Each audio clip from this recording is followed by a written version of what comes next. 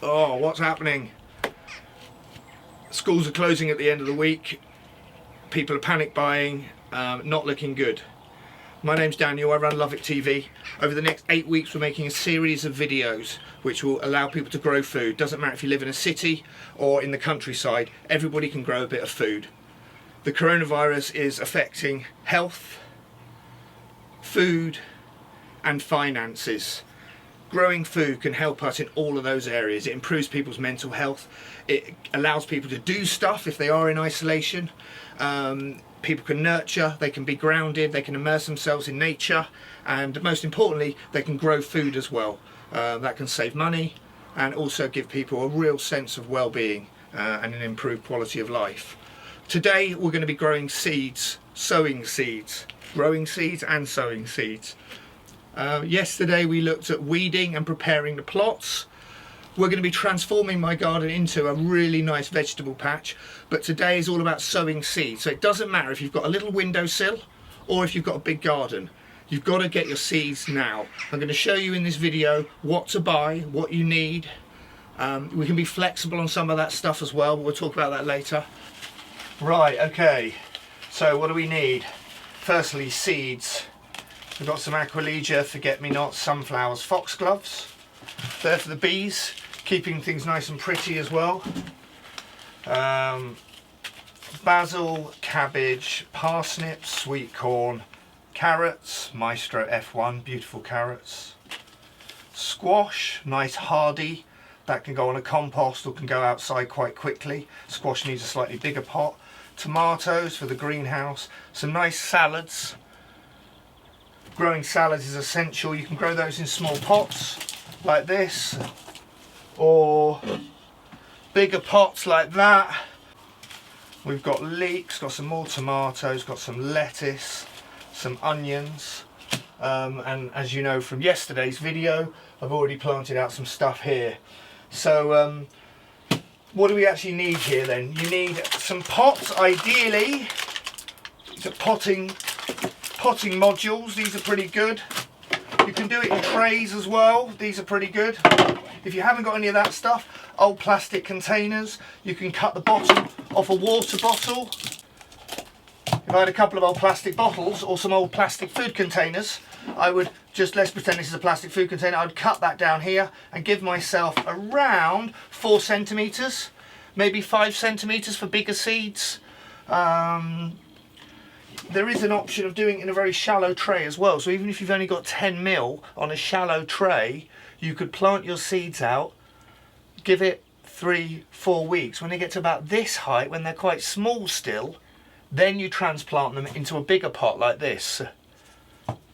Things won't grow. If you've only got that much soil, things will stop growing at about this height. If you've got this much soil, things will stop growing, you know, after 1.5 to 2 foot. So that's part of the skill of growing. You need to judge what you're going to plant in, when they need to be transferred, and stuff like that. So what else do we need? You need a shovel of some type, a bag of compost, ideally organic, and that's all we need to start. If we're going to be sowing seeds in trays, that's really what you need, and a watering can as well. Obviously we need to water them. You can also use a bottle, an old milk carton or a plastic bottle, put some holes in it, fill it up with water, and you can use that as a delicate watering can. You don't want to be tipping loads of water onto the seeds because they can sometimes wash up. So it's just a few small drops to start with, but we'll talk about that now anyway. Now I'm going to get these trays out, I'm going to put my compost in, and I'm going to start laying my beds ready for the seeds. Right, give your compost a good mix. It's all solid, you want it nice and fluffy, no lumps in it. Mix it all up. A bit more. Okay. Just keep it, and everything's got nice lot of compost in it. This is really satisfying. Oh, I love it. Great. Knowing we're going to have loads of lovely food coming up here. Now, failure rates, you know, It depends. I mean, last year I planted 12 sweet corn and about 6 of them came. Some of them just didn't seed. Sorry, they didn't sprout. So, you know, always grow more than you need. Don't think, oh, I know, I just want 5 broccoli and I want 6 cabbages, so I'll do that. You always want to go, I'd probably say double, to be honest with you. And then the great thing is, if you don't use them, you can give them to a friend. Giving somebody a nice pot with a good plant in it. There you go, mate. Grow your own potatoes for the year, or grow your own chives, or, you know, if it's a friend that's got a small flat, you just give them, you know, a couple of pots of salad. They'll love it. I mean, that, for example, this is a typical example. You'd fill that with soil. We'll do this in a bit anyway. You sprinkle maybe 60, 70 salad on there, salad seeds. You then sprinkle another like 10 mil, 1 centimetre of soil over the top, compost, water it a few times. In a couple of weeks, you've literally got a mobile salad bowl. You can give that to anybody. They'll absolutely love it. We're just sowing our lettuce at the moment. I'm doing 5 by 4 and do 20 lettuce. It's a very small seed. You don't want to cover it too much with soil. So, a couple of things. Firstly, buying seed. You can share these with people. If you haven't got much money or you don't want to grow much food, a packet of seed, you know, you could probably get, there's probably 100 in there, 150 lettuces, yeah? That's like £2.50. It's nothing. So, you know, you could, theoretically, you and 3 friends could all have a tray each, 5 or 6, 7 friends, you know, and you can split it. Secondly, compost. That is desirable. Compost has got really good trace elements in, which means things do grow well in them. But there's nothing to stop you from getting some soil, sieving the soil a few times, and then using soil to get things going as well. It might not grow as fast, but you know, you'll still get something out of it. As I said, you know, not everything's going to grow. Things are going to get eaten. Things are not going to come up. It's all right. Let's just enjoy making some food and doing something with our hands.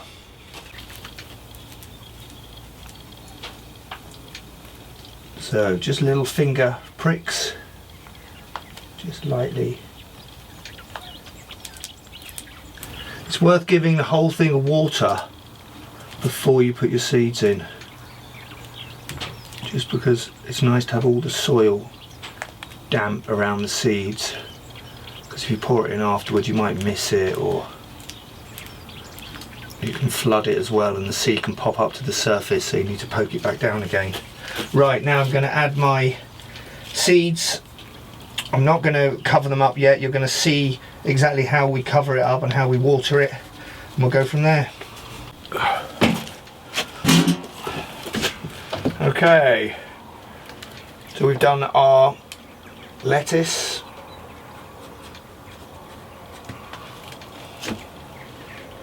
Always mark out. You can use lolly sticks. You could use a stick and flatten it. We used to do that quite a lot. Get out sticks and just flatten them with a knife and then write on them. You might need to sand it down a bit. So we've got our lettuce and our leeks so far. Like that. I'm going to give this all the water now, and then we'll show you how to do the leeks and the lettuce. Okay, so the leek seeds are very small, black. You can possibly see it in there. So this is one way of growing leeks. In the next video you'll see how to grow them in trays. It's more efficient, you get a lot more, you can put them a lot closer together, so you're going to get a lot better yield that way. So if you haven't got much space, grow your leeks in trays. So the idea, let's just grab one there. Okay, so we just over the top, just a little bit. You don't want too much. They do say if a seed is small, just a couple of mil of soil. If it's a bit bigger, then maybe 3-4 mil deep. And then beans go a lot deeper, but you have to read the instructions on the packet because everything's very tailored. Okay, with the watering, just a few drops in each one, run it along. Remember, it's dry compost, yeah, so a few drops will only go 3-4 mil, half a centimetre down. You need to go over it again to make sure it's all just soaked. So we've planted our lettuce and our leeks in the left hand module. We've now got 3 modules left. Have a look through what we're thinking about going for here. Onions could be a good one. Definitely want to do tomatoes. Definitely want to do peppers. Melon, I think that's going to be a bigger pot because I think they're quite big seeds. So there's no point in putting a melon seed in here because it will grow probably, you know, 20 centimetres, 30 centimetres before it needs to go out. So you need to be in a bigger pot. Something like that. You see that sort of size there? Or maybe one of those sort of pots for a melon seed. So we've done our leeks, we've done our corn salad. We've got another tomato there would be good. I'd like to do a few squash. Carrots you just sow outdoors, you can't do those in pots. Sweet corn, I've already planted 15 over there. Let's see how they get on. Parsnips, I think they also need to go outside, so that wouldn't be a goodie now. Anyway, let's do cabbages, squash, tomatoes and peppers to start with. And then we can do some ornamentals as well, some flowers. Right, okay. 1 seed. Tomato seeds are not that small, so they're a bit easier to handle than the leek seed, which is microscopic. I'm going to do a few extra tomatoes because I think they are quite a nice present to people. And if somebody has got a big window with some sunlight, or a greenhouse, or possibly a south-facing wall.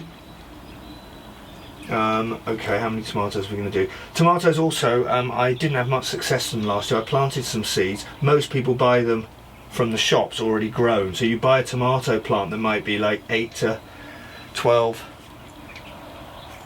centimetres. Anyway, let's give it a go. We've given it a go. We've just done all our seeds there. Okay, brilliant. I'll get on to the next lot of tomatoes. Seeds must be kept dry as well. If you've got a little box, oh, look at that. My pride and joy. It doesn't seem that important at the moment though, I tell you, after what's happening in the world, personal possessions are not very important. Right, and the next tomato is Gardener's Delight, the classic. I do like to buy organic seeds when I can, but at the moment it wasn't the... I just wanted to get stuff in the ground.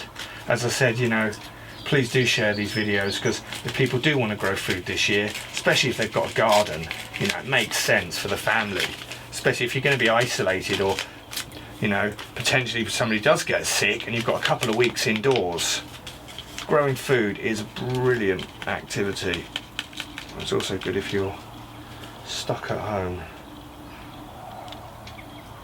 Right. Another option here is, for example, if you are growing salad and you're a bit stuck for space, a module, you could put 2 finger marks in it and have 2 seeds. So with a salad, 2 salads growing next to a lettuce, you know, something like that, that's okay if they're growing next to each other. You can separate them sometimes or just put them together, they will still grow. Also, you know, with failure rates as well, it's quite disheartening when you've got a tray and only half of it's come up, but if you've got 2 seeds in each module, that's another way of doing it. As I said, it's just a gentle pinch, another pinch, another pinch. You're just pinching them over. So tomatoes are not the easiest to grow, but they're a nice one, and when they do harvest, it's lovely to be able to go and pick fresh, beautiful tomatoes. I'm telling you, they do taste so much better than the supermarket. Fresh tomatoes from a good farm locally, eaten within a day of picking. The taste is totally amazing compared to your average tomato. Just little holes. And that's what we used to do in the salad gardens. would always have these indentations. So then you knew if it was flat, it had seeds in, it had already been dealt with. Let's push them down like that. Now we need to decide what we're going to have next. There we go. Some nice cabbages. These are great. I mean, I've got, I made some videos a couple of years ago on raw sauerkraut. So yeah, cabbages are great. Just need a bit of salt. I'll put the link for that video below, so you can actually see how to prep stuff as well later on.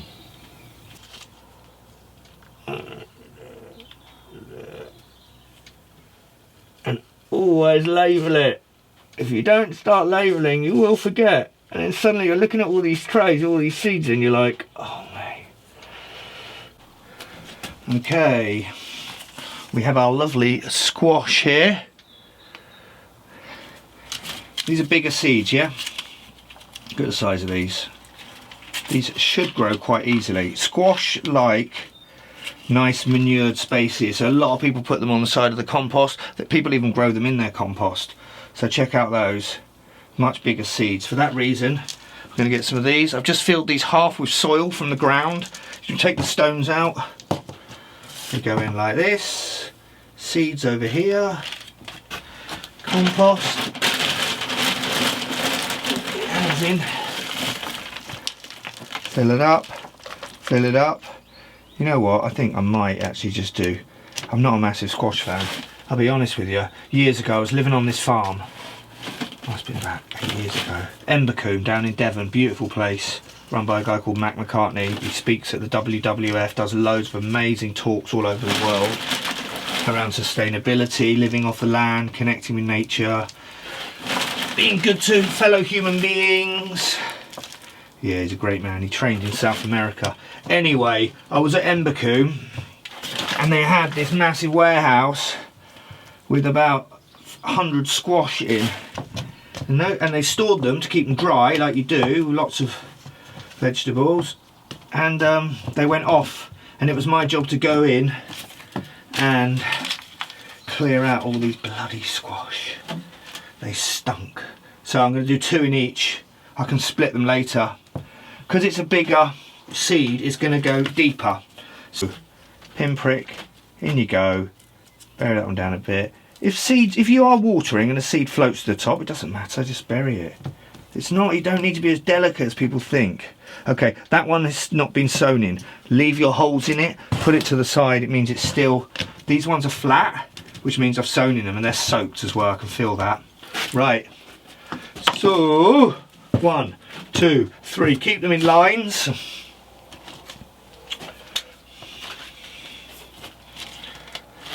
The dreaded squash. I mean, this is an amazing vegetable, yeah? It's really good for you. It grows prolifically in England and you can get a lot of food out of it. So if you want to do soups and stuff like that, it's a great vegetable. You know, you can feed a lot of people from a couple of squash. Okay, now we're going to see some onions. I'll be honest, I haven't done this one before. Anyway, it's going to be a bit of fun. I said today's a shit day. It's a good day for being in the greenhouse. So, you know, if today was really sunny, then maybe it would have been better if we'd gone out and prepped the beds and started taking the soil off and, you know, making that new extended vegetable patch. Oh, I like onions actually, so I'm just going to keep going with this. This feels good. Go on, more. Oh, lovely fresh onion pulling out of the ground. The great thing is they stay in the ground as well, so you can keep them all through the winter and just pull them up in December, January, and you've got loads of lovely vegetables. So yeah, it could have been a good day to go outside. So if it was really sunny and the soil was dry, I'd be like, right, let's go weeding. Nobody wants to go weeding in the wet. You really want it dry, to be honest.